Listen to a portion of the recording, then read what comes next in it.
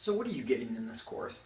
This course contains one of the most affordable and effective ways to lose weight. Kettlebells are extremely affordable, they're very cheap, and you can find great ones that will literally last you for the rest of your life if they're made well. You're also going to get how you can lose a maximal amount of weight by working out as little as 2 hours per month. So a half an hour per week to maximize your weight loss. Another added bonus of this course is that you're going to be able to lose weight while still eating what you want to eat and what you like to eat. We're going to throw in a little bit of portionability options for how you can decide how much you're supposed to be eating, but you're going to be basically eating all the same foods you love and still losing weight with this course.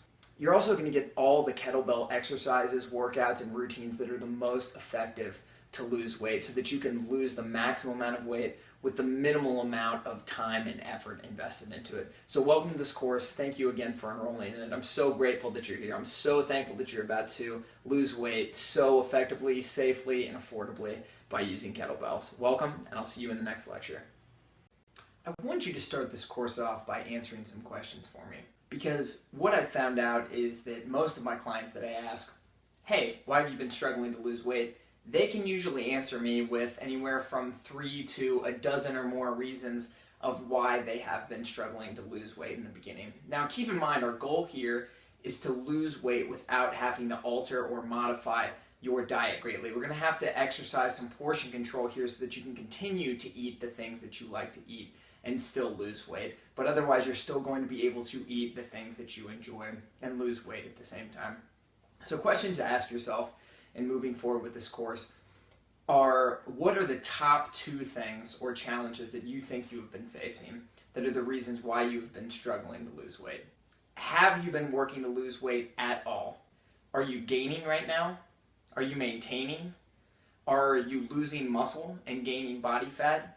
Think of how your body composition has changed in the last 5-6 months, 1 to 2 years, or even in the last 2 to 3 months.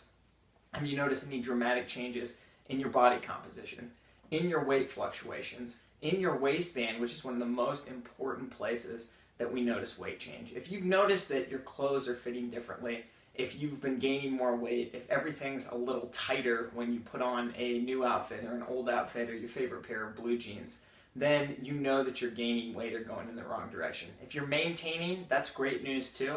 And if you still need to lose weight, this is exactly where you need to be. So if you're maintaining your weight currently, but you need to lose weight, or if you're gaining weight and going up and up and up and you need to come back down, you're in the right place for this. So just take some time, gestate on that question for a while, get out a sheet of paper too, as soon as this lecture is over, and write down some of the reasons that you believe that you have been struggling with your weight.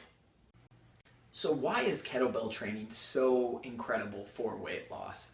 Let's go over some of the reasons why. It's affordable, it's portable, it's strength and cardiovascular training. It's the minimal amount of time for the maximum amount of results. It burns as many calories as running, and it's low impact. It's better for you than high impact cardio exercises. And you can virtually do these exercises and workouts anywhere. You can take your kettlebell with you to work, on vacation, keep it at home. You can work out anywhere with kettlebells. And as I said before, you're getting the maximum amount of weight loss in the minimum amount of time. By working out between 20 and 30 minutes every week, you're going to be able to lose weight effectively at a rate that you'll be able to keep it off when you're done with this program. And by focusing a little amount of effort on exercise and still eating the foods that you want to, you're going to be able to effectively lose weight and enjoy yourself while exercising. So since I am a huge fan of kettlebell training, I wanted to give you 7 reasons why kettlebell training is one of the best solutions for weight loss out there. First reason is that kettlebell training burns as many calories as running. And the one thing that I know from training you and your friends and my clients is that people just hate running. It can feel like you're dying. So instead of trying to take up running this time again like you've tried a dozen times before to lose weight, it'd be so much easier, so much more enjoyable to have the diversity of a kettlebell in your training program, be able to have some versatility of doing some different moves as opposed to stepping one foot in front of the other and feel like you're dying while you're running. The second great thing about kettlebell training for weight loss is that it's a combination of strength and cardiovascular conditioning. So as we mentioned cardiovascular conditioning before with running, it's more fun than running, plus you're getting the added component of strength training also. So what you can do is train your calves to your neck muscles basically while just simply swinging a kettlebell. And that's why kettlebell training is ideal for weight loss. You can build that fat burning muscle mass and burn a ton of calories while you're working out with the kettlebell.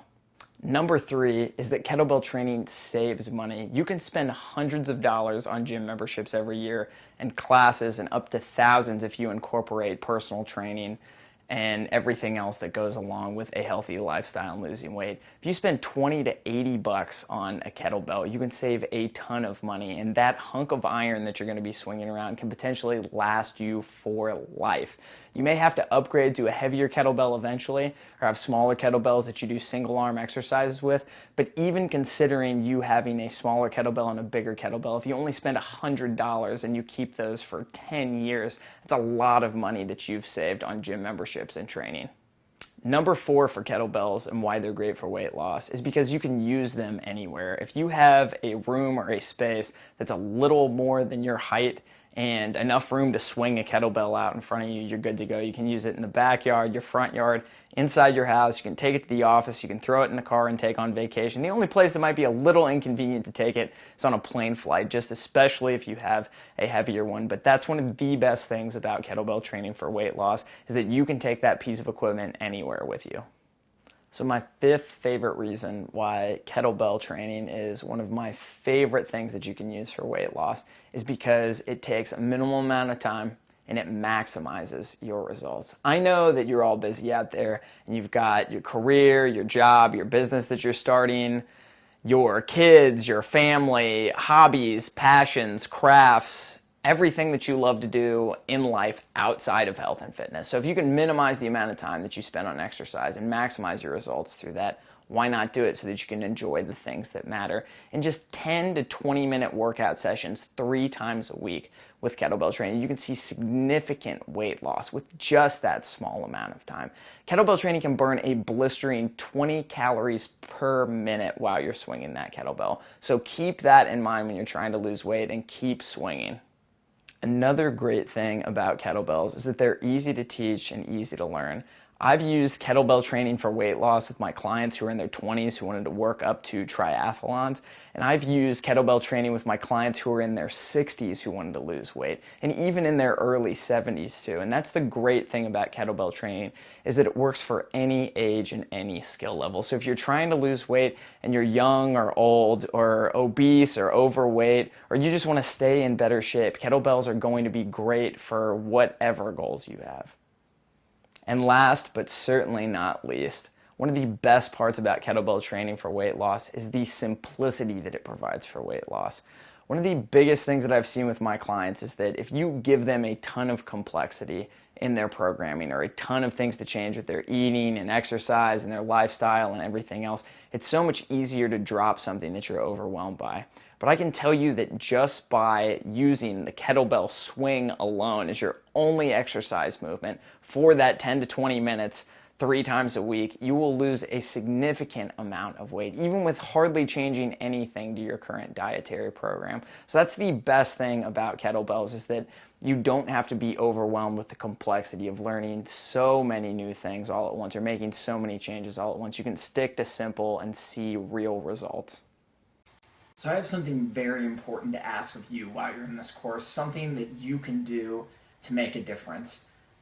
Globally today, we're facing an obesity epidemic. The United States, India, the UK, Ireland, there's not a country on the planet almost that isn't facing some kind of epidemic of obesity, which makes it a pandemic for obesity, and we can help fight this together.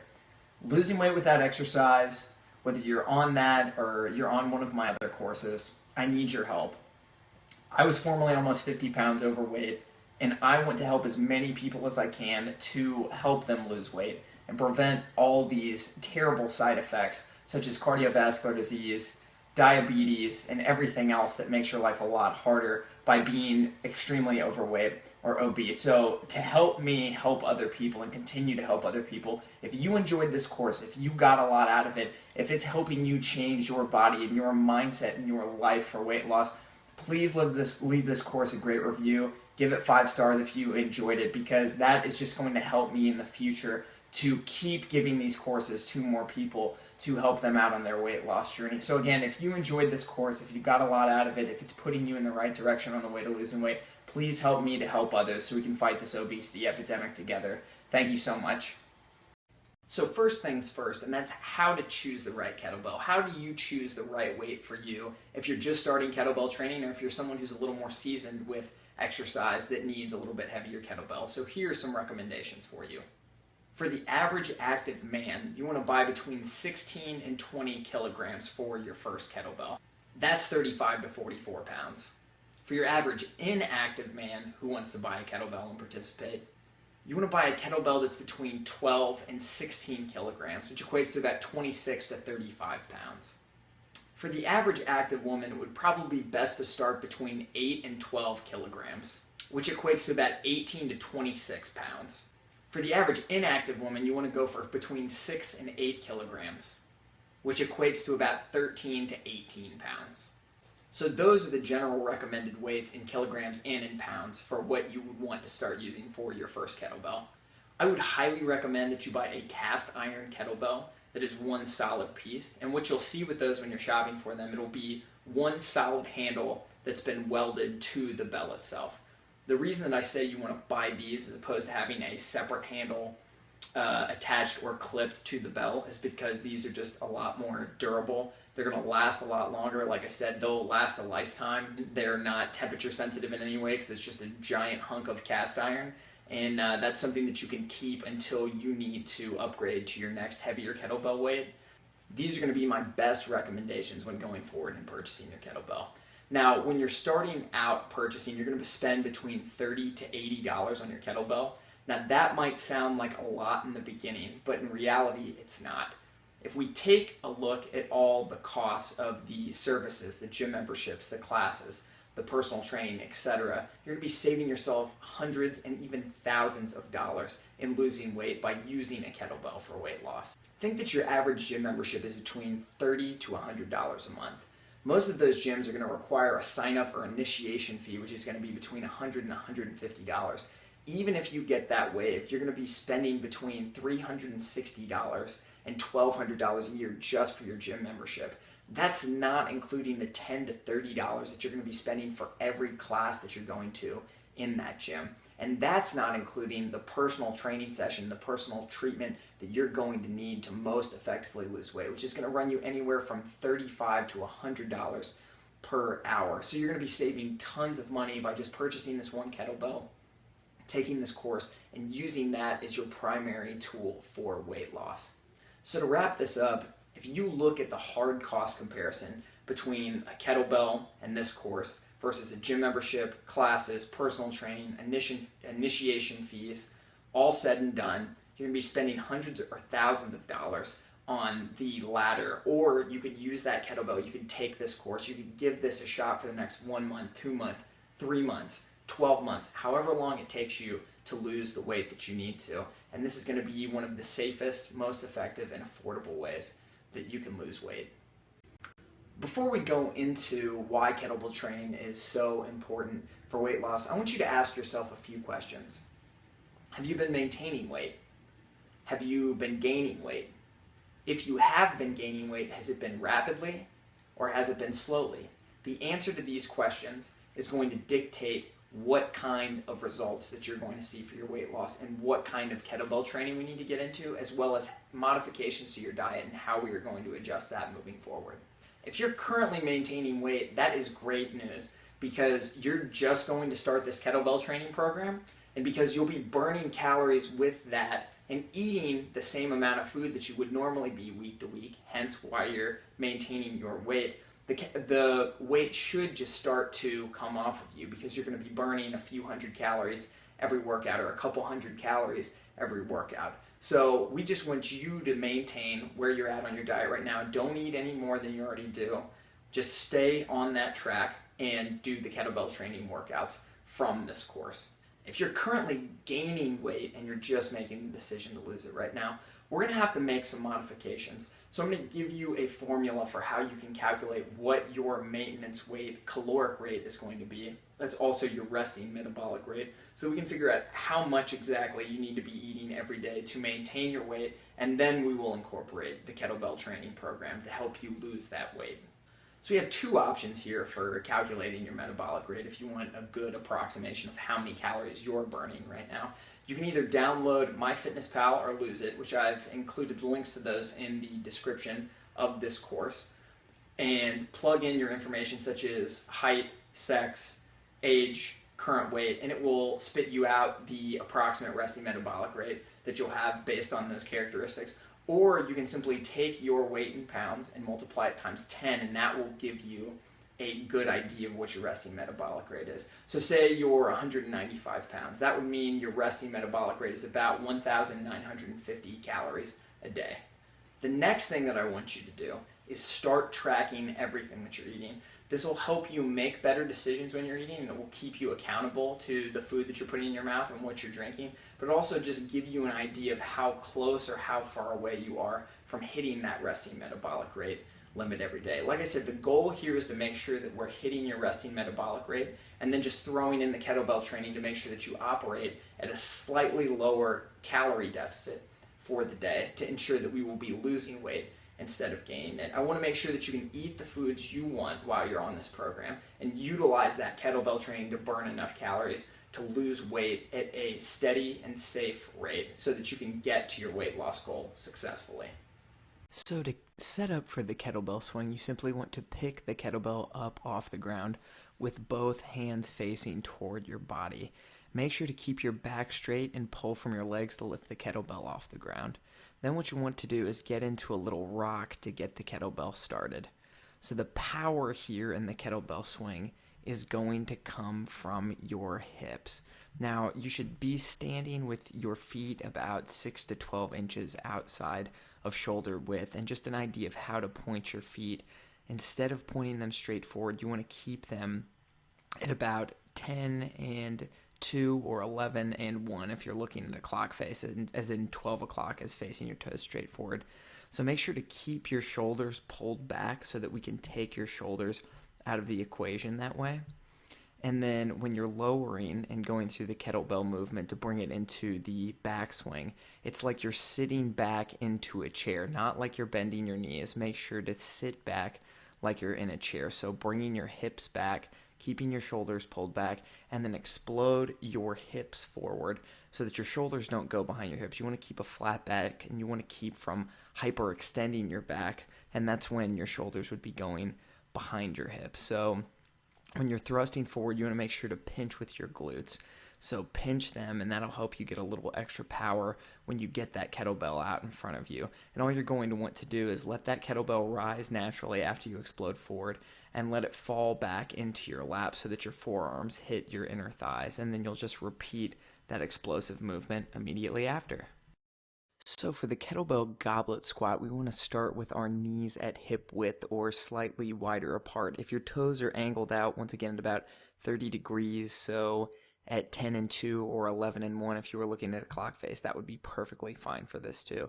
You want to start with the kettlebell in what we call a goblet grip. So you're going to be gripping, as you can see here, with a hand on the outsides of the kettlebell on either side.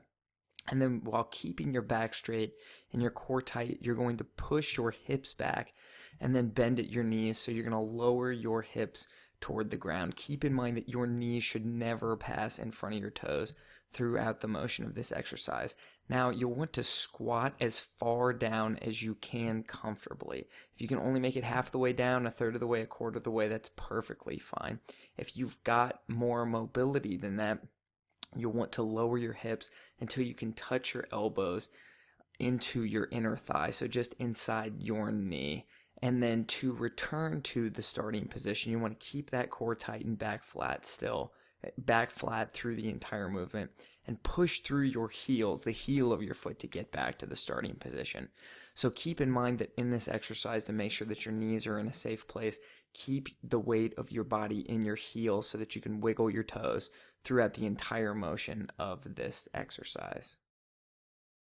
So, the lunge is arguably one of the most important techniques to have down in any kind of exercise program. So, you want to begin this exercise from the standing position, once again with your kettlebell at goblet grip. You want to keep your chest forward and your shoulders rolled back so that your upper body is perpendicular to the ground throughout the entire movement of this exercise. And you can perform this a couple of different ways. You can either step forward and 1 foot forward, or you can step back. But each time that you step when you're performing the lunge, you want to make sure that when you lower, that each of your knees is hitting at just about 90 degrees so that both of them are performing 90-degree angles. And you want to get your knee to the ground or the floor. Make sure you have some soft padding, either some ground or some grass, or if you have a mat beneath you, would be fantastic for this if you're doing lunges in place, to pad for your knee, or just go down as low as you comfortably can. You want your shoulders to stay above your hips throughout the entire motion of this exercise. You want to push from your quads and pull from your glutes to bring yourself back to the standing position, and you'll just want to alternate legs through your lunge so that you can keep the number of repetitions even on each side. So, the lunge is arguably one of the most important techniques to have down in any kind of exercise program. So, you want to begin this exercise from the standing position, once again with your kettlebell at goblet grip. You want to keep your chest forward and your shoulders rolled back so that your upper body is perpendicular to the ground throughout the entire movement of this exercise. And you can perform this a couple of different ways. You can either step forward and 1 foot forward, or you can step back. But each time that you step when you're performing the lunge, you want to make sure that when you lower, that each of your knees is hitting at just about 90 degrees so that both of them are performing 90-degree angles. And you want to get your knee to the ground or the floor. Make sure you have some soft padding, either some ground or some grass, or if you have a mat beneath you, would be fantastic for this if you're doing lunges in place, to pad for your knee, or just go down as low as you comfortably can. You want your shoulders to stay above your hips throughout the entire motion of this exercise. You want to push from your quads and pull from your glutes to bring yourself back to the standing position, and you'll just want to alternate legs through your lunge so that you can keep the number of repetitions even on each side.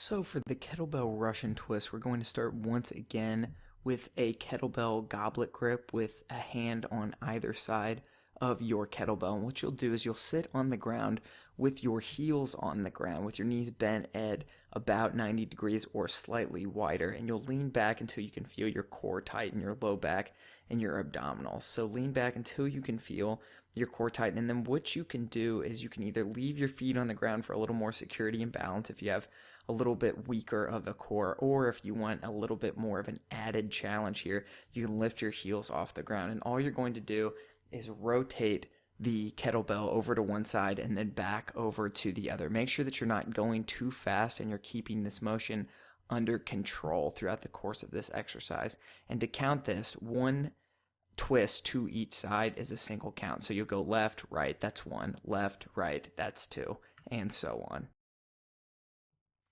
The kettlebell plank and reach is another extremely effective abdominal exercise because it keeps your core under tension throughout the entirety of the exercise set. So what you want to do to start this out is assume the plank position with your kettlebell at about arm's length directly in front of you. And while you're keeping your back flat and your hips steady, alternate reaching out and touching the kettlebell with one arm after the other. The goal for this exercise is to keep your hips steady and back flat as if you were balancing a glass of water on your low back. This will ensure that your abs are engaged throughout the entirety of this exercise. If your hips start to dip towards either side, that's going to disengage your abdominals, which is why we're trying to keep our hips as steady as possible through the duration of this exercise. So for the kettlebell bent over row, you're going to just have your kettlebell in one hand, and you're going to kick that same side leg back. You're going to bring that opposite side leg forward, slightly bending the knee, and you want to rest your hand on either, you can see, for example, here, a tree, or you can actually use a bench and put your palm against the bench and then put your opposite knee also on the bench. So then you'll want to keep your hips stable, keep your back flat, and start this position by retracting your kettlebell arm shoulder so that you're just recruiting the back muscles and bicep muscles here. We're trying to neutralize that shoulder joint through the row itself. So what you'll want to do once you get set up in the rowing position is, while keeping your back flat, and you can either have your head facing forward, or to keep your spine neutral, you can just keep facing down toward the ground. You'll pull through your elbow to get the kettlebell as close as you can to your chest, and then bring your elbow back down so that your arm is fully extended to return to the starting position. Make sure to keep that shoulder retracted so that we're not pushing that shoulder forward and backward throughout the motion of this exercise. So to perform a one-armed single shoulder press with your kettlebell, you can start with two different stances here, actually. You can start with both your feet even at about shoulder width apart, or slightly wider than shoulder width apart, or you can do a split stance or staggered stance if you would like. So if you're going to go for the staggered stance, say your kettlebell's in your right hand, you'll want to have your left foot forward and your right foot back, if that'll help you get a little more balance in this stance. If you can, go with the even stance, and if you need it for a little more balance, go with the split stance. So what you want to do for technique here is curl that kettlebell up to your shoulder so that your thumb is touching between the inside of your shoulder and your chest. And then what you'll want to do for the pressing motion here is keep your elbow at about 45 degrees or 90 degrees with your body. So it's going to come just alongside your ear if you're at a 90-degree angle, or kind of in a V angle shape with your body if you're going for 90 degrees.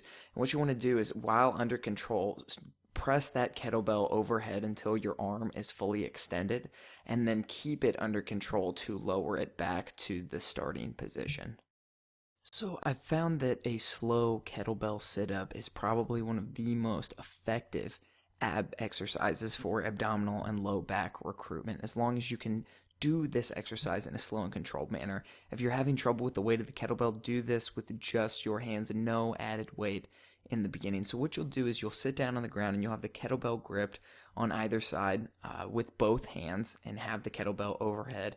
And while sitting up, you'll keep that kettlebell overhead, and you'll slowly lower yourself back to the ground. And if your kettlebell comes just above your forehead, that's perfectly fine, but the goal is to keep it up and behind your head so that it touches the ground just after the back of your head will touch the ground. So lower yourself in a controlled manner till the kettlebell touches the ground and that your abdominals are in a full extension. And then what you'll do is contract your abdominals, and while keeping that kettlebell overhead, rise up so that you can bring your chest to your knees, as if you were bringing your chest to your knees. And then you'll once again lower yourself in a controlled manner back to the ground so that the back of your head and kettlebell touches the ground.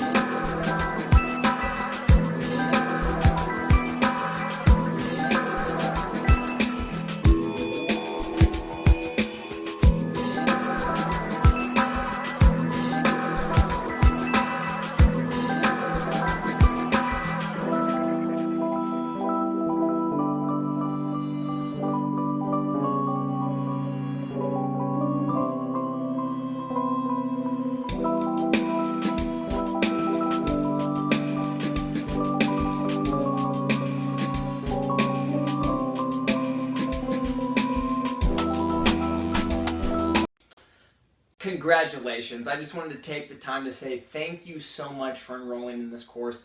Thank you so much more for completing this. I am so grateful that you decided to buy this course, to jump into it, and commit to finishing it. You are well on your way to losing weight with a minimal amount of dietary change and by strategically incorporating kettlebell training into your daily lifestyle. So now you have all the tools so that you can work out a minimum of 2 hours per month and still lose weight effectively. If you keep these kettlebell training programs as a part of your lifestyle, you're going to notice that your body's going to continue to transform, because what you're doing is you're burning fat, you're burning calories, you're losing weight right now, you're gaining muscle mass, and you're building a newer, functional, stronger, more confident and enthusiastic you. Over the next few months or couple years that you stick to this program, which I hope you do, you're going to notice a huge transformation in how your body is composed. You're going to notice that you're going to lose fat and gain muscle. You're going to find a lot more confidence in yourself to go and pursue all the other things in life that you desire. One of the main things that I love so much about my career in helping others with their health and fitness is that your determination, your discipline, and your success and results in these programs translate into every other area of your life. You're going to notice that you're going to have more energy. You're going to be more enthusiastic. You're going to be more optimistic and probably successful and productive because you're continuing to work out and you're continuing to lose weight with a minimal amount of exercise and dietary change. So I just wanted to say thank you again so much for enrolling in this course on how that you can lose weight eating what you want and training with a minimal amount of monetary investment and time to lose weight. So thank you so much. And I also wanted to say, if you really enjoyed this course, there are obesity epidemics in countries all over this planet, and I'm trying to help that as much as possible. As someone who is almost 50 pounds overweight when I was younger, I really want to help as many people as I can to end the obesity epidemics that many countries in the world are facing. So if you enjoyed this course, please, please, please share it with your friends, share it with your family, get them in on this program as well so you can do this together, so you can keep each other accountable moving forward in the future.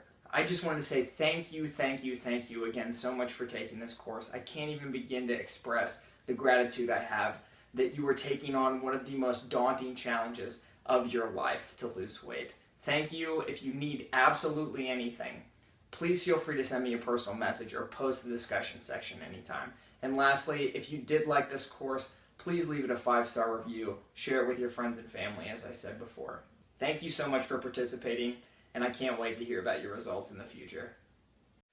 There's one thing that you need to keep in mind for losing weight that a lot of people don't think about, and that's water. Most of us are completely underhydrated, and there are a lot of problems that stem from being underhydrated and not getting enough water every day. The first thing that you need to keep in mind is that our body commonly confuses thirst for hunger. So a lot of the times you feel your stomach growling and you think, oh, I'm hungry, it's time to eat. You're actually probably underhydrated and thirsty. So before you go into a meal, I would recommend drinking 20 to 24 ounces of water a half an hour before you're planning to eat, because that'll help keep your appetite suppressed, and so that you can begin to recognize the difference in feeling between when you're hungry and when you're thirsty. So this will keep you from overeating at meals and giving you that bloated, disgusting stuff feeling when you're done eating. So make sure that you hydrate before you sit down to eat. Lack of hydration also leads to water retention. If you can think of your body as a very intelligent system, so if you're giving your body water on a regular basis, your body doesn't need to retain water because it's expecting that you're going to give it a glass of water every hour or so. But if your body knows that you're really underhydrated, what happens is something that I refer to as the camel effect. You're going to hold anywhere between 2 and 7 plus pounds of water on your frame at any given time. So it's going to give you an inaccurate scale reading. You're going to be bloated, so your waist size may be bigger. And this throws off how you can track your goals. You're not going to be able to track your goals as well. So make sure that you stay hydrated so you can keep that water weight off of you.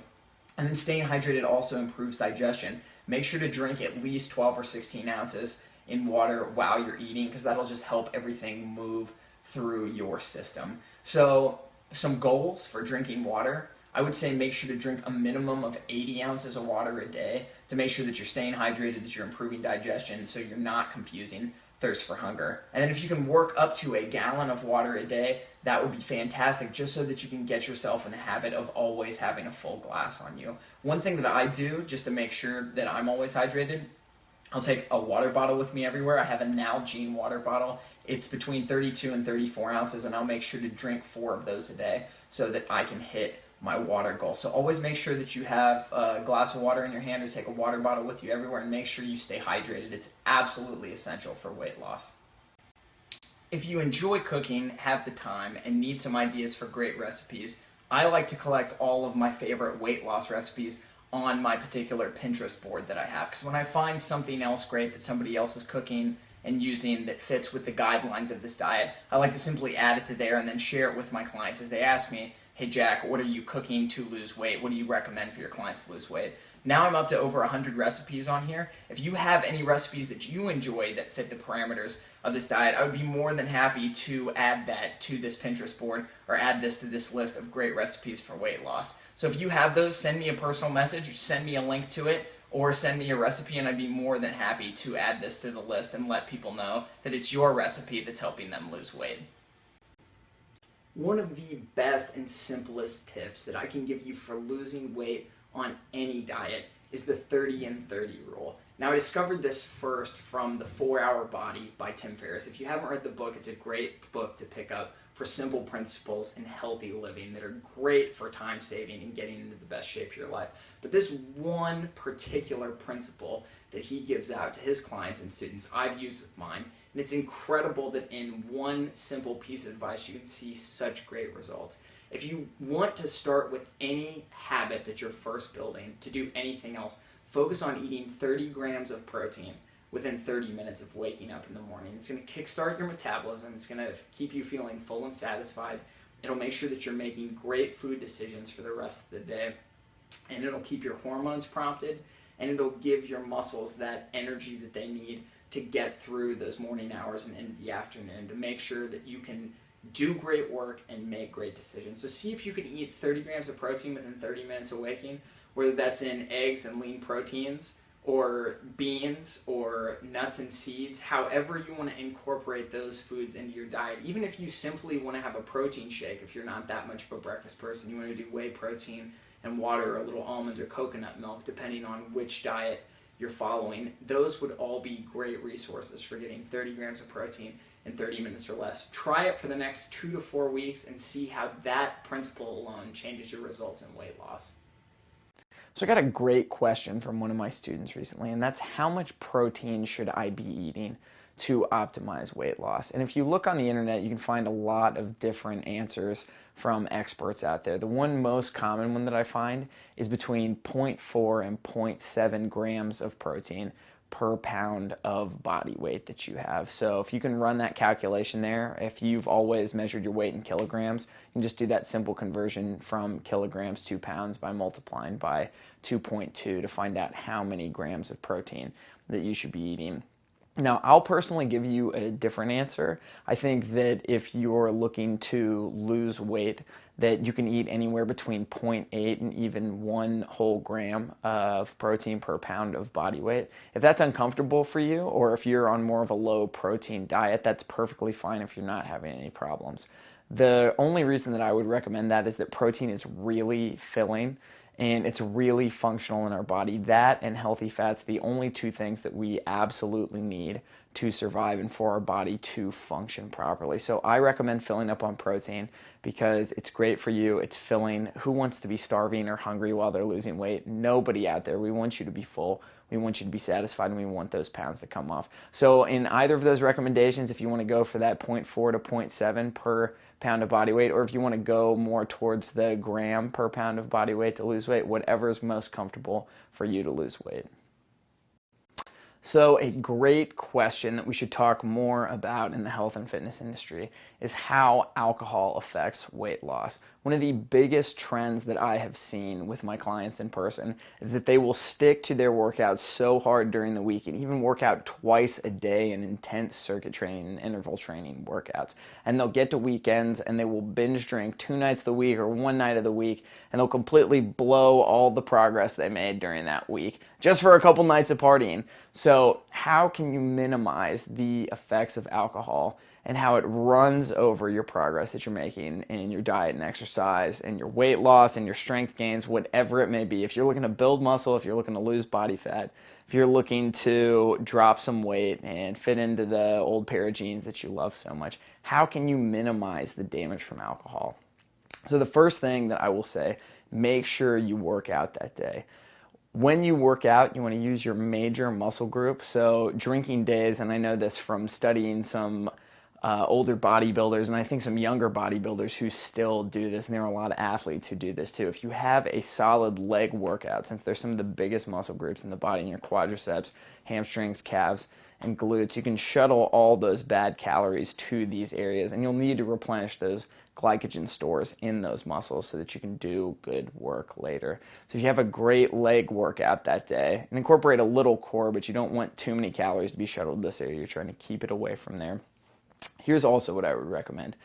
Drink no more than 3 drinks that night. And that's going to be really hard for you who are some hard partiers, but if you're dedicated and committed to getting results, you can put this off for 4, 6, 8 weeks so that you can work on bettering yourself. There are still going to be parties at the end of this process. Your friends will still be out drinking and having fun, and you can join them later. Just make sure you dedicate yourself to your goal first. Now, here I said 3 drinks is your maximum. If you want to get a little more specific, I was reading some research recently saying that if you wanted to minimize the amount of alcohol that you're drinking so that you don't sabotage your results, drink a 1/2 gram of alcohol per kilogram of body weight. So if you're calculating your weight in pounds, you're going to have to do the conversion to kilograms. If you're already in kilograms, that's great. So figure that out and how many drinks that would be, and then go ahead and have that formula for yourself so you know, okay, I just got done with my workout, I'm going out to party tonight. This is the maximum amount of alcohol that I can have. And it should be enough so that you can enjoy yourself, but it won't be too much that you're going to be sabotaging your weight loss, strength gaining, your hormone stabilization, whatever it may be that you're working toward.